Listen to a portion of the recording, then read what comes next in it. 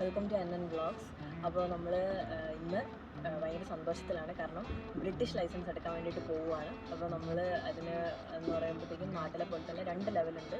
ഒന്ന് തിയറി ടെസ്റ്റും ഒന്ന് ഓൺ റോഡുമാണ്. അപ്പോൾ ഫസ്റ്റ് തിയറി ടെസ്റ്റിൻ്റെ എക്സാമിന് വേണ്ടി പോവുകയാണ് ഞാനിന്ന്.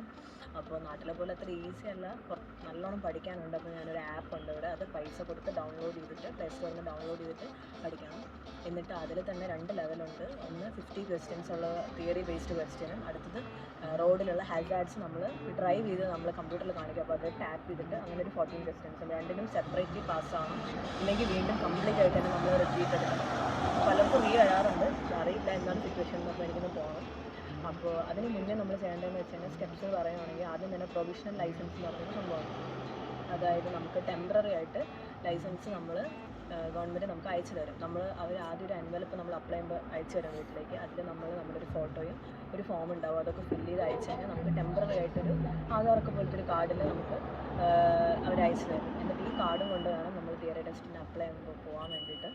അപ്പോൾ ഇതുണ്ടപ്പോൾ നമുക്ക് നാട്ടിലാകുമ്പോഴും അങ്ങനെയാണല്ലോ, ലേണേഴ്സ് ഉണ്ടെന്ന് വെച്ച് കഴിഞ്ഞാൽ നമുക്ക് ഫുള്ളി ഒരു ലൈസൻസ് ഉള്ള ആൾ കൂടെ ഉണ്ടെങ്കിൽ വണ്ടി ഓടിക്കാൻ പറ്റുള്ളൂ. അതുപോലെ തന്നെയാണ് ഇവിടെയും ബ്രിട്ടീഷ് ലൈസൻസ് ഉള്ള ഒരാൾ നമ്മൾ ഉണ്ടെങ്കിൽ മാത്രമേ നമുക്ക് ഈ ലൈസൻസ് വെച്ചിട്ട് ഓടിക്കാൻ പറ്റുള്ളൂ. അപ്പോൾ അത് പറ്റാത്തത് കൊണ്ടാണ്, കാരണം അമ്മീനും എനിക്കും ആ ലൈസൻസ് ഇല്ലാത്തതുകൊണ്ട് വണ്ടി ഓടിക്കാൻ പറ്റില്ല. അതുകൊണ്ടാണ് ഇപ്പോൾ ഇത് തിയറി ടെസ്റ്റിന് അപ്ലൈ ചെയ്യാൻ വേണ്ടി പോകുന്നത്. അപ്പോൾ അതിൻ്റെ റിസൾട്ടും കാര്യങ്ങളും എക്സാം കഴിഞ്ഞിട്ട് കാണിക്കാം. ഇനി ഓൺ റോഡ്.